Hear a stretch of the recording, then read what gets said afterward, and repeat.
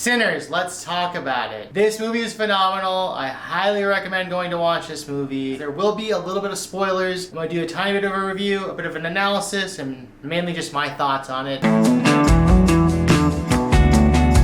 Sorry for the random background noise. God forbid the city uses a wood chipper. Wood chipper! Would you be a vampire? Would you become a vampire? You guys let me know in the comments. Make sure to like, comment, and subscribe before you let me know if you'd like to become a vampire. This movie is an action drama written, co-produced, and directed by Ryan Coogler. Set in 1932 Mississippi, this movie follows two twin brothers, played by Michael B. Jordan. Yes, he plays both characters, Smoke and Stack. First of all, I'd love to give Michael B. Jordan all the flowers for playing two different characters who had great chemistry with one another. Like, that was super impressive to me. I'm giving you your flowers, Michael B. Jordan and Michael A. Jordan, okay? Y'all get your flowers. The cast was brilliant, to say the least. Haley Steinfeld ate, and it ended up making me find out about her actual ethnicity in real life too, which is kind of cool. Miles Catton also did a great job. He literally learned guitar for this movie. He did not know it before. I find that to be insane. Jack O'Connell low-key almost sold me on vampirism. Sign me up. Wunmi Masaku made me want to learn more about the occult. Jamie Lawson slayed. Omar Miller reminded me that my cousin owes me $5 from 10 years ago, so I gotta call this motherfucker up right after the review. Legion Lee did such a great job. I was pissed off with her character because y'all know what she did. Delroy Lindo was a real one throughout the entire movie. So Smoke and Stack are back in Mississippi after working for Al Capone for a numerous amount of years. Fun fact about these two,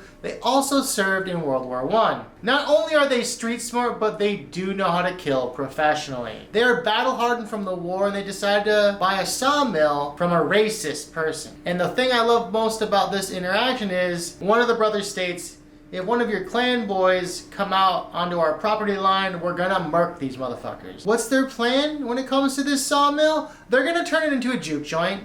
So obviously they gotta get their cousin Sammy, aka Preacher Boy, to be the #1 star at this juke joint. And along the way, they recruit some other fellow musicians to come help out. They recruit somebody to come make some catfish and some local Chinese immigrants to help with the sign. But low-key though, I wanted to mention that they're Chinese. I just feel like in this movie they do a great representation of a lot of different cultures, but low-key these Chinese immigrants are the homies and they know Smoke and Stack from way back in the day. Meanwhile, they're getting the juke joint ready.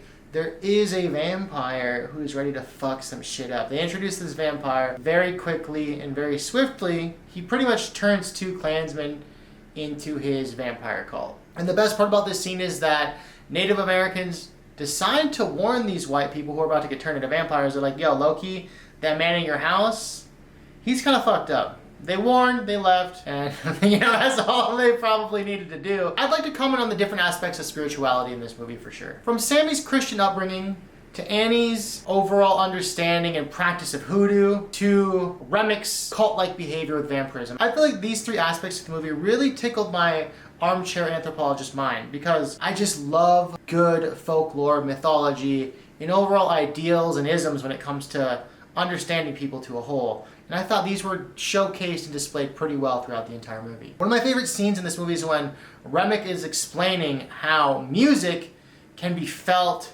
and heard through generations of the past and generations of the future. That was shot so beautifully.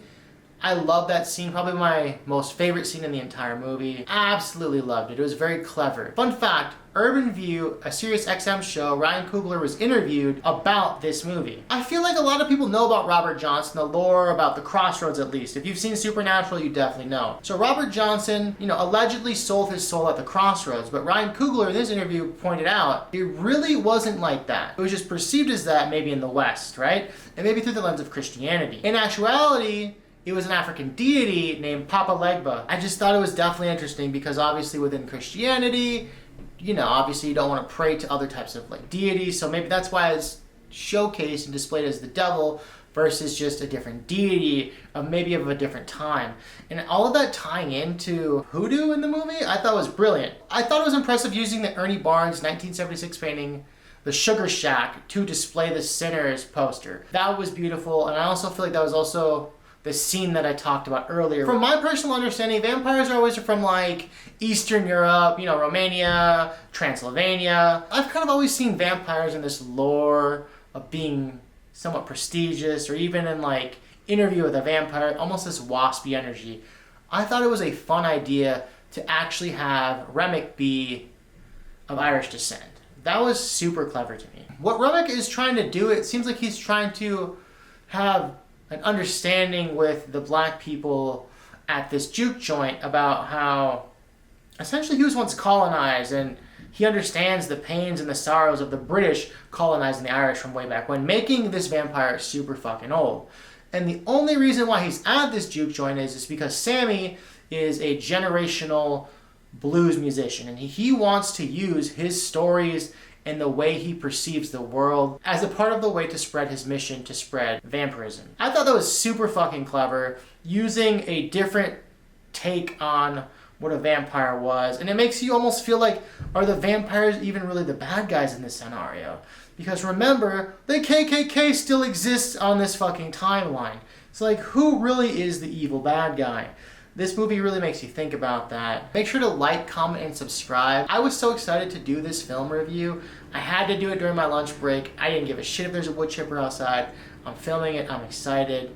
So let me know in the comments what movie you want me to review next.